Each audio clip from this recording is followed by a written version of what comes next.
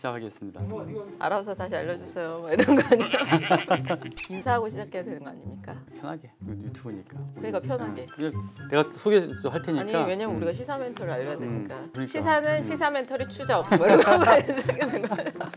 아, 제 옛날에 탐사할 때 탐사 K 이거 엄청 밀었거든요. 근데 나름 알아보시더라고요. 효과가 있어. 있어. 시사는 시사 멘토리 추적. 자, 시청자 여러분 안녕하세요. 저는 KBS 시사 제작 1부장을 맡고 있는 정인성 기자인데요.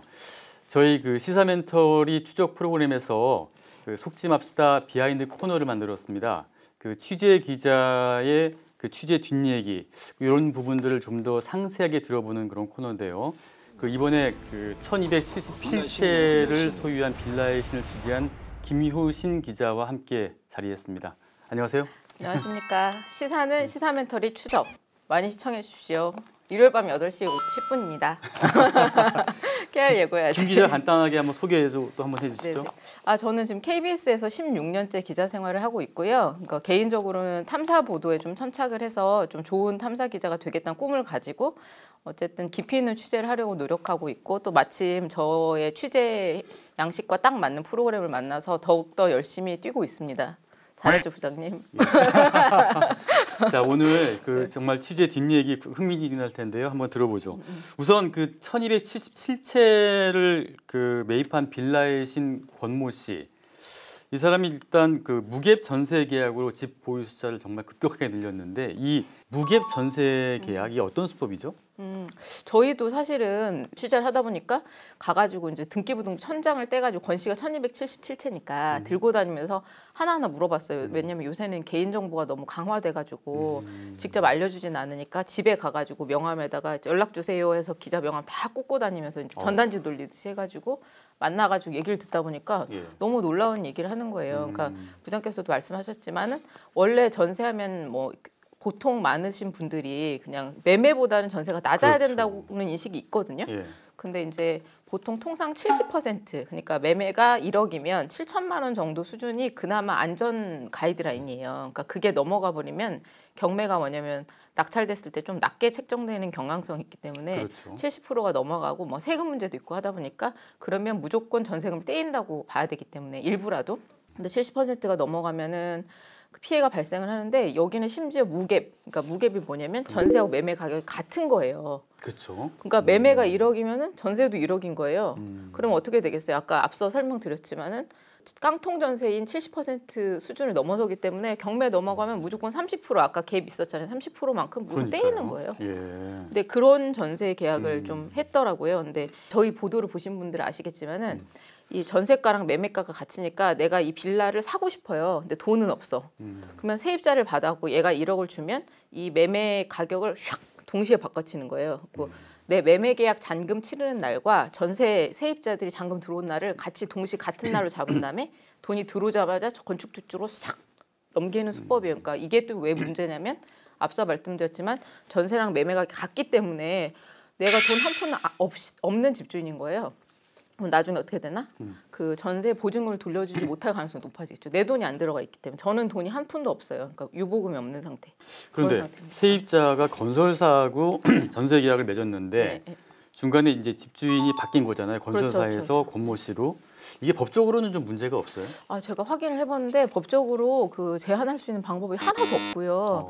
심지어는 이 사례 말고도 저희가 사실은 통상 취재한 분량이 100이라고 하면은 한 이번에 20밖에 못 나갔어요. 그러니까 80 이상을 저희가 다른 피해자들도 많이 만나봤는데 심지어는 집주인이 바뀐 사실을 통보하지 않아도 돼요. 그러니까 제가 봤을 때는 아까 말씀드린 내가 돈이 없는 상태에서 동시계약을 진행하지 못하게 하거나 그럼 내 돈이 없는 거니까. 그리고 아니면 임대인이 바뀌었을 때 집주인이 바뀌었을 때 통보하는 제도만 있어도 빨리 그 대처를 할 수 있을 것 같은데 그 세입자들한테는 아무런 권리가 없는 거예요. 심지어 집주인이 바뀌었는데도 나중에 물어보지 않은 이상 몰라요. 그 등기를 떼보지 않는 이상. 그러면 건설사도 그렇고 그 집주인도 그렇고 왜 그런 식으로 이 거래를 하는 거죠? 근데 앞에 이제 약간의 그 힌트가 나왔는데요. 근데 건설사들 같은 경우는 그 아파트는 좀 덜한데 여러분들도 뭐 공감하시겠지만 빌라를 돈 주고 사라 하면 한 100번 고민할 것 같아요. 왜냐면 가격이 올라갈지 어쩔지 막 모르니까 떨어질 수도 있고. 그러니까 빌라를 아무리 지어 팔아도 분양이 안 돼요. 아. 분양이 잘 안 되니까 예. 그러면 전세는 요새 전세 대란이기 때문에 들어오겠다는 사람들 많거든요. 예. 그러니까 전세로 먼저 이 사람을 놔줘. 나 전세를 놓으면 이 집은 이미 전세 2억짜리 끼고 있는 집이잖아요. 그러면 이걸 사겠다는 사람이 아까처럼 손을 들어요. 무계비기 때문에. 내 돈 안 들어가니까. 그러면 건설사 입장에서는 그 분양을 손쉽게 할 수 있고 떠넘기는 거 일종의 세입자한테 물량을 떠넘기는 건데 네.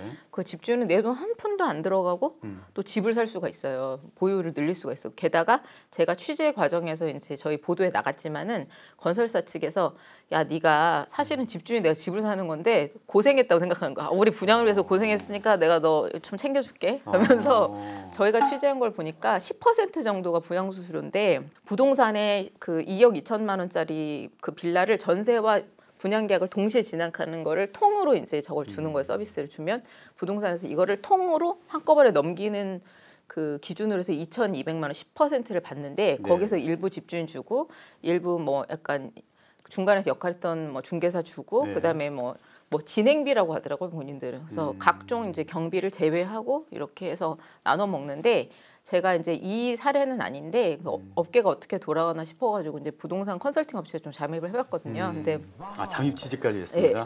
근데 그게 다 못 나갔어요 이번 방송. 2탄을 기대하세요 여러분. 빌라의 시 2탄.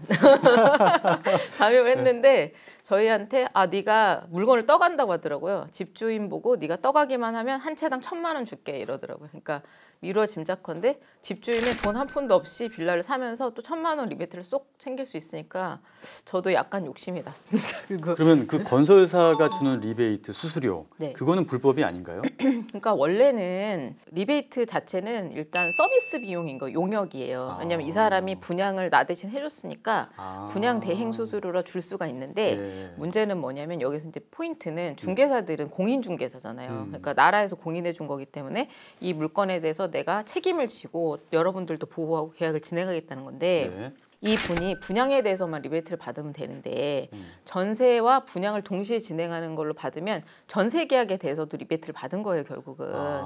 근데 원래 전세는 그 중개 수수료가 상한이 0.5%인가 그러니까 0.4에서 0.8이었는데 2020년에 좀 다운돼서 상한선 있어요. 예. 근데 이 사람들이 제가 또 취재를 해보니까 특정 부동산 같은 경우는 그 세입자한테 일부 받고 그다음에 건설사에도 받았어요. 그러면 중개 수수료를 오버한 거는 무조건 불법이에요. 근데 이 수법에서 문제가 중개와 매매를 세트로 해가지고 용역을 줬기 때문에 매매 용역만 주면 그거 분양 수수료라고 내가 이렇게 전단지 돌리고 띠에 두르고 이렇게 했으면 당연히 받는 거예요. 근데 또 이번 사건의 특이한 점은 뭐냐면 그래서 제가 건축주를 만나서 막 따졌거든요. 그래서 분양 수수료가 정당하대. 그래서 내가 알았다고. 그러니까 분양 수수료는 용역에 대한 대가에 대한 지불인데 걔네가 무슨 용역을 지급했죠? 예를 들어서 이제 분양 대행사라고 하면 전단지도 맞추고 현수막도 걸고 날카롭게 질문했네요. 뭐 이런 것도 하는데 걔네들은 어떤 용역에 대해서 이걸 수수료 받았나요? 전세 계약을 한 거예요. 그렇잖아요. 그 용역 왜냐면 다른 데랑 또 달라요. 걔네 약간. 예. 그래서 내가 보면 전세 계약에 대한 용역에 대한 수수료라는 말은 없다. 전세 계약은 중개 수수료이기 때문에 불법인데 또 이렇게 입을 닫더라고요.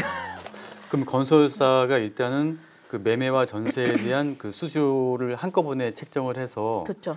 중개업 부동산 중개업소에 주면은 중개업소가 일정 부분을 또 네. 집주인한테 주고 그렇죠. 그런 구도라는 그렇죠. 거잖아요. 집주인한테도 주고 중개사도 먹고. 그러면은 그 집주인, 그러니까 권 씨 같은 집주인들은 그 임대 사업자로 그럼 등록된 사람들인가요? 왜냐하면 다주택자일 경우에 네. 그 세금이 굉장히 많잖아요 지금. 그렇죠. 다주택자 세금이 많은데 사실 임대 사업자에 대한 세금도 2년 전부터 강화가 됐어요.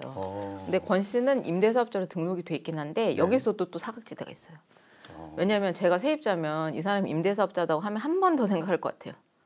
왜요? 왜냐하면 기본적으로 채수가 많고 아까 말씀드린 2년 전부터 양도소득세라든지 제한이 많아졌어요. 임대사업자들이 너무 많이 가지고 있으니까 오히려 이제 시장 수요를 잡아먹는다는 취지로 2년 전부터 이제 임대사업자에 대한 제한을 많이 걸었단 말이에요.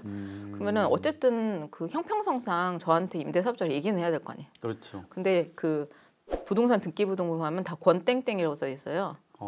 그리고 어떤 등기부등본을 보면 한 1277대 중에 몇 장에는 권땡땡 임대사업자로 써 있어요. 특이하네요. 왜 다르죠? 근데 원래 부동산 법에는 임대사업자는 등기에다 임대사업자로 쓰도록 돼 있어요. 예. 그런데 그거를 하지 않더라도 별로 제재를 하지 않아요. 그게 아파트와 빌라의 차이점인가요? 아니면은 네. 그 상관없이 약간 어떤 사각지대가 발생하는? 상관없어요. 네.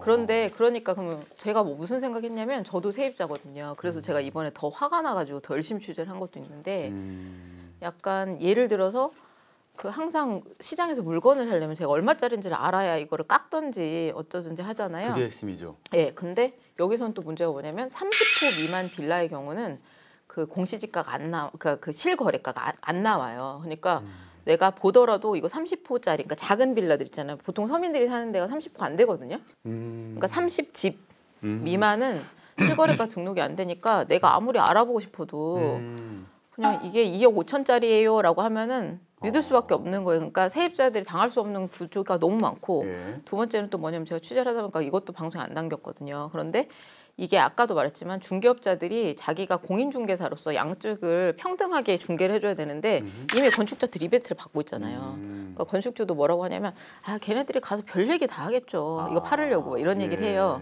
그러면 이 사람들이 뭐 이제 이거는 업계분한테 들은 거예요. 그러니까 아마 확실할 건데 예를 들어서 이제 A라는 건축주가 빌라를 지었어. 그러면 아 나 지금 이번에 분양한다 하면서 이제 공인 중개사들 앱이 있어요. 그 사람들만 보는 앱이 또 따로 있더라고요. 근데 그건 아직 저희가 공개를 못했는데 근데 그거를 쫙 뿌려요. 그러면 공인 중개사들부터 나도 할게. 뭐 전세 플러스 분양이에요. 이게 세트 분양인데 이거 할게. 그러니까 동시진행으로 할게. 이렇게 들어오면 공인 중개사들이 한 10명, 20명 붙을 거 아니에요. 왜냐면 여기 떡고물이 많이 떨어지거든. 전세 2억 2천짜리 해도 66만 원이에요. 중개료가. 근데 전세 분양을 하면 2천만 원 떨어지잖아요. 그러니까 막 붙어요. 그러면 어떻게 되냐면 세입자가 이 A 중개사한테 가가지고 아 나 이거 빌라 볼랐는데 이거 얼마예요? 아 이거 신축이라서 기준가격이 없잖아 신축이니까 무조건 2억 5천이야. 그러면 이상하다. 이 동네에 치고 너무 비싼데? 옆 중개사를 가요. 그 빌라 얼마예요? 그럼 더 높게 2억 7천이에요. 막 이래요. 그럼 그 옆 중개사를 가요. 그럼 2억 6천이에요. 하면 세입자는 이 사람들이 이제 다 시세를 거의 약간 맞추는 비슷하니까 세입자들은 아 이게 2억 5천이 제일 싸네? 그걸로 가요. 근데 알고 보면 저희 이번에 피해 입으신 분이 뭐라고 했냐면 자기도 전세가 급해서 이렇게 들어갔대. 근데 나중에 공시지가를 까보고 깜짝 놀랐대요. 2억 4,500인가에 들어갔는데 공시지가가 1억 얼마였던 거예요. 야, 참. 근데 그 전까지는 그걸 확인할 생각도 안 했대. 왜냐면 이제 전세는 돌려받을 돈이라고.